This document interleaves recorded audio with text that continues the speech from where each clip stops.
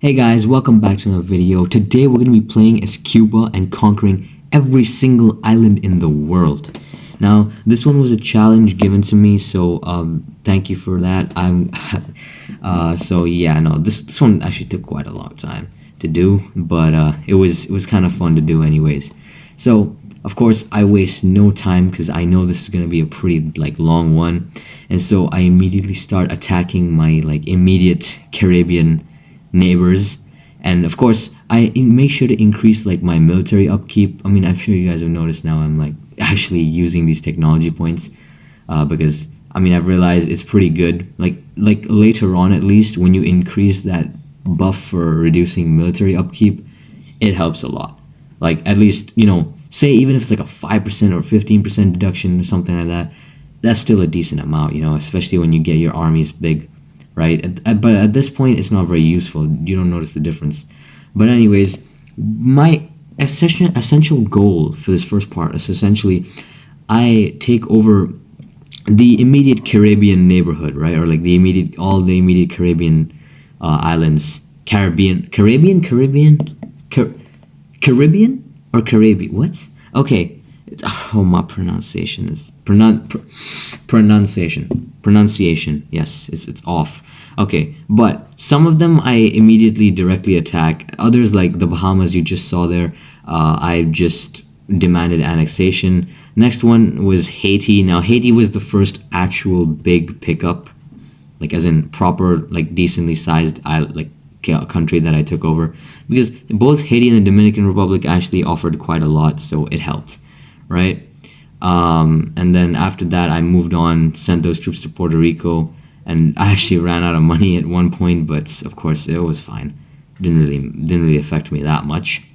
And so once I was done with those three countries, all that was left was really the rest of the Caribbean to take over.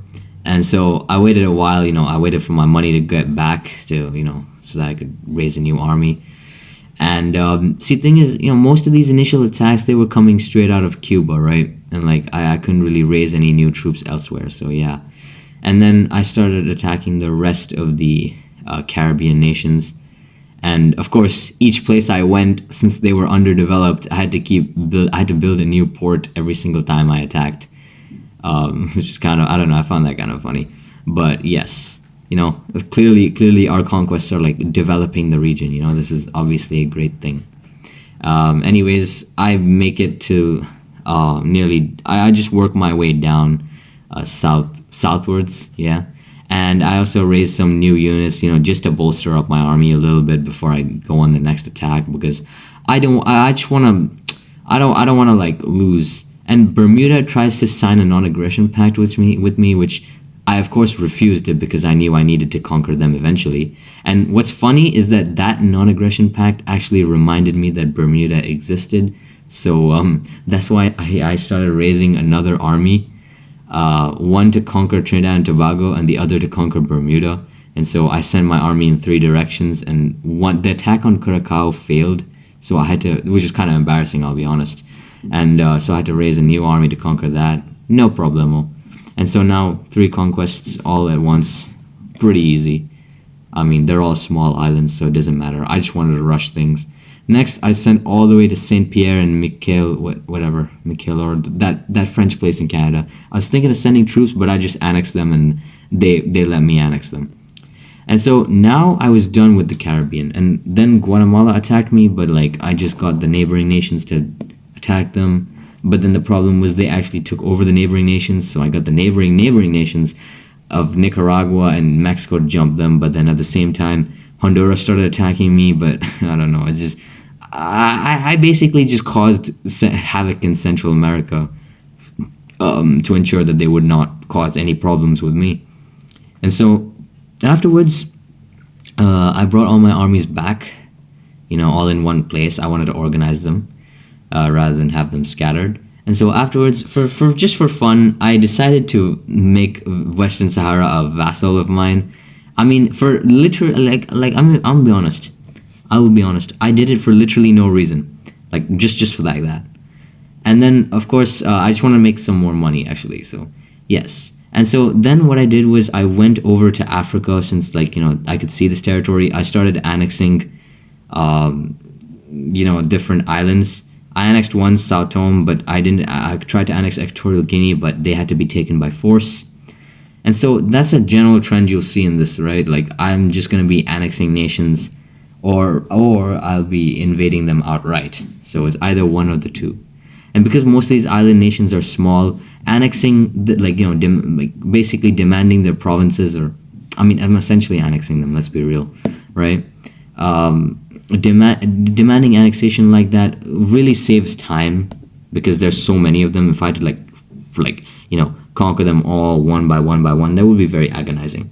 And so then Venezuela suddenly attacks me, but luckily I have enough money, and so I'm able to stop their attack right then and there and take back my province. But then Brazil declares war, and I'm like, okay, we're going to dismantle Brazil now. And I basically get Bolivia, Peru, and Argentina to go to war with them. Western Sahara declares independence. I really could not care less. Anyways, Brazil and Venezuela would not be a problem for now. Those two, they both are dying. And just to put the nail in the coffin, I get French Guiana to attack Brazil. Meanwhile, Canada declares war on me, so I get both the US and Greenland to go to war with Canada.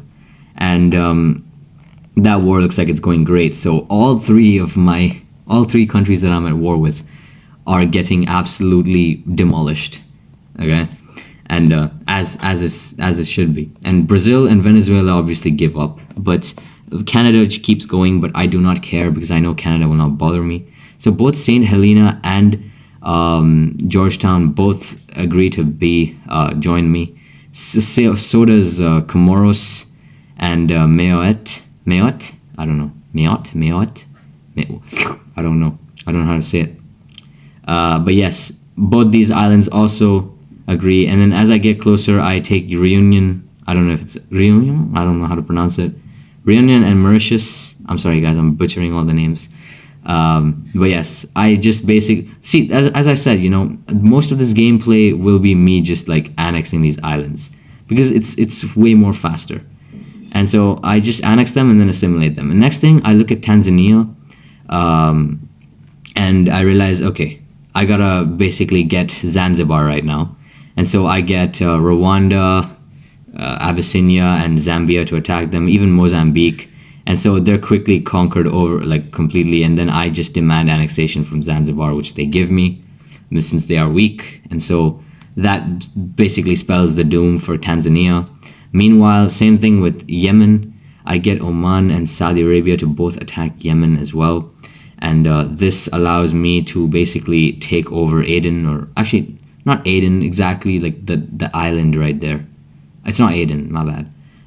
But yeah, it's I just take that one island that Yemen has. And then I look around and I remember, okay, fine, the Mediterranean is here. I try to annex Malta, it doesn't work, so I decide, okay, maybe that'll be for later, And so then I move it over to Bahrain and see if they want to be annexed. And luckily for them, they say yes, so I don't have to go to war. Lucky for me, actually. And then, of course, the rest of it, though, I start looking around and I notice, okay, so there's going to be a lot more to do. So that is for the next episode.